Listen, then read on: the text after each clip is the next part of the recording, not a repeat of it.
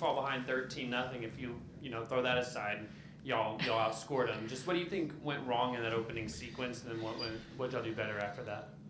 I thought initially, obviously, they hit some threes early. They don't. I mean, they hit 14 tonight, which they average about 6 a game. But at the same time, I thought we didn't move quick enough to get to that closeout.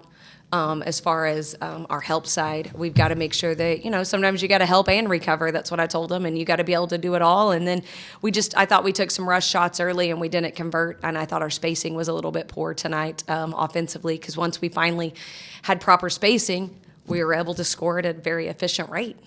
Yeah, that kind of leads to my next question. Is we knew that their length and athleticism was maybe going to make life difficult around the rim. What would you have liked to just see different from the jump, just kind of attacking how they defend? I thought attacking a little bit quicker, and then once we did get in there, once we did utilize our jump stop, pitching it quicker to the open person to re-attack potentially, or being able to get the shot off a smidge quicker. I thought we could have pulled them out from that three-point line a little bit, because we do have a little bit of depth and range, and I thought we could have utilized that to make a longer closeout. Taleyah, I know you're probably disappointed just to not come out with a win again, but you continued your production. Just how have you been able to, as the SEC play has gone on, just keep on producing for the team the way you have offensively at least? Yeah, I just feel like it's just my role to be able to provide as much of scoring or defensive or whatever it needs to be for the team. I just want to be consistent in that. That's my goal for this team, because we need somebody that's a leader to be able to consistently bring something to bring a fire within us.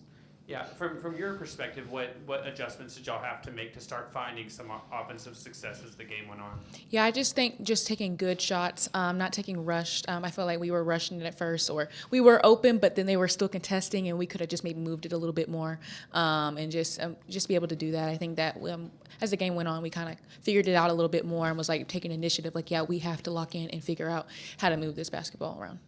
Yeah, Kelsi, just, you mentioned at the start that they were knocking down threes, 21-point differential in points off the three-pointers tonight. Just what do you think y'all needed to – was that part of the game plan to let them shoot threes, or did y'all need to do some stuff different? I thought we could have contested a little bit better. Obviously, we didn't want them to beat us downhill in the paint, because we knew that they could get loose. They have a phenomenal post presence in there. But, it's not. We didn't want to have non-contested threes. So I thought we could have contested the three. I thought we could have closed out a little faster. But I thought we did a decent job of clogging it up. But we got to still get out and contest. A few times we could have ran them off the line. Yeah, and it kind of felt like, y'all were making that run, and it kind of a killer play was the 4 offensive rebounds, and then Francis knocks down the corner three. Just maybe thoughts on that play, and what do you have to do on those possessions better whenever there's the long rebounds? Well, especially when they're shooting the three ball, we know we can't just run to the rim. We've got to make sure we're making contact and we're rebounding, whether we're in the man or the zone. I thought us mixing up our defense really did kind of frustrate them. It allowed us to get some tips and steals. I mean, we had 15 steals tonight. I thought we could have converted a few more of those turnovers to points, and that would have given us a little bit more momentum as well. It's kind of deflating when you get a big stop or you get a steal and you're not converting to the other end. But I'd say definitely that play was deflating, because we worked so hard to pull back, to get within reach, and then you give them 3 offensive rebounds, and then we let her hit a 3 ball in the corner. Yeah, a positive from the game was you forced a lot of turnovers, which helped, even on a day that they're shooting well, limit some of their scoring. Just what was the team doing well from that standpoint to get so many turnovers? I thought mixing up our zones and mixing up our man and just being a little bit more aggressive with getting some tips. I thought we kind of really did try to get into the gaps that we needed to be in to create that. And I thought our help, once they started to get downhill, especially in the first few possessions, we got a steal because we did a better job of closing those driving gaps and plugging those holes. Taleyah, I'm just curious, what are you telling yourself, because you're so used to winning the past couple years the way y'all have, to kind of keep your head above the water and still keep on doing what you're doing here on the SEC level? What's kind of your mindset mentality? Yeah, I just think we're in a building stage right now, and you just have to. That's the process. I've been in that before, so I understand that it takes time, and so we're just going to continue to do our best and just keep fighting.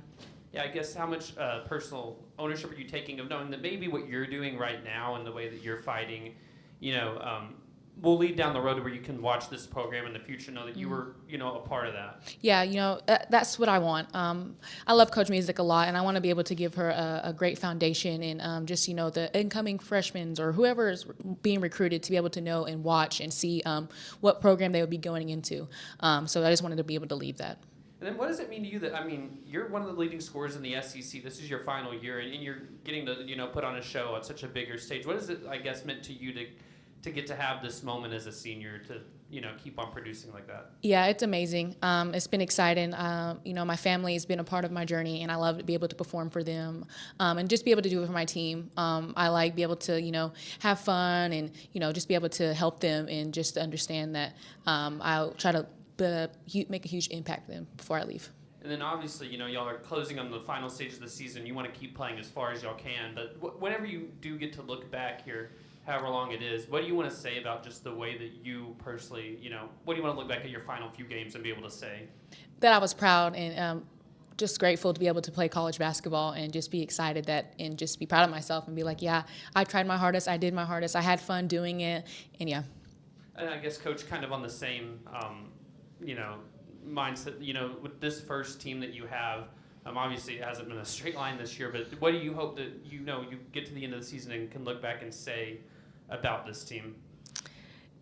First of all, just to, comment on Taleyah, I think that it's impressive that she was willing to come here with me and then to be able to perform at the rate she's performing at the highest stage. The SEC is one of the top, if not the top conference in the nation, in my opinion. And so for her to be able to do that and be able to be willing to come here to help lay a foundation speaks volumes of who she is and what she's all about. And I think she's obviously proven that she can be successful at this level, and she's going to be successful in life because that's who she is, and she's a high character kid.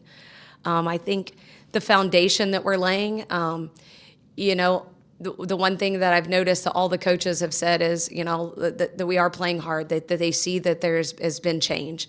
And even though it might not be showing up on the wins and the losses yet, that's to come. And we won't stop believing. We won't stop working. We are laying the foundation. We are changing the culture.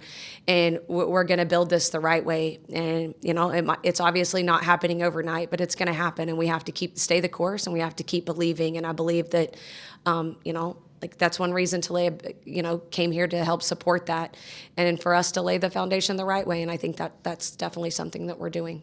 Something that has been said on the past few broadcasts is, the announcers that are going to y'all shoot around are saying that they're just surprised at kind of the vibe of. You said today. I think Nell Fortner said you would never know this team hasn't won an SEC game yet. How are you keeping the team so upbeat and to where they truly are going out believing they can win? Because you have to continue to bring positivity.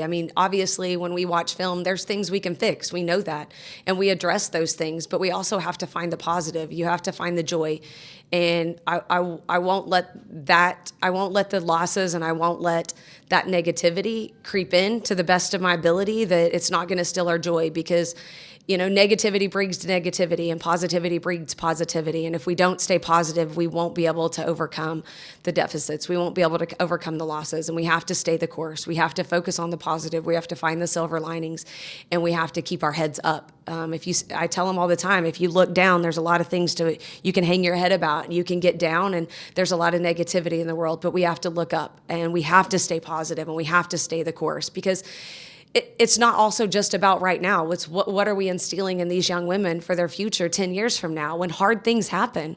We have to continue to fight. I want them to be stronger young women 10 years from now to face whatever life throws at them. And they can look back and say, hey, we faced adversities. We can get back up. If we fall 7 times, we're going to get back up 8. If we fall 12 times, we're going to get up 13. And I'm building stronger young women for their futures and not just in this moment. And I guess just end on this. A losing streak obviously isn't easy, but how much, I don't know if easier is the word for it, but to know that your team, the effort hasn't been the reason for a lot of these losses, how much does that make it maybe more of a pill that you can swallow, that it's not for a lack of effort? It isn't for a lack of effort. Do I think that they've got more in their tanks? I think they do. I think that they do have more in their tanks, and we're going to continue to push and get that out of them. But I am proud of the fact that they show up every day and they grind. They show up every day and they work hard. They show up every day willing to get better and to face the reality of the fact that we haven't won, but we're not going to stop trying. We're not going to stop building, and we're not going to stop grinding. Sweet. That's all I got. Yep. Thank you.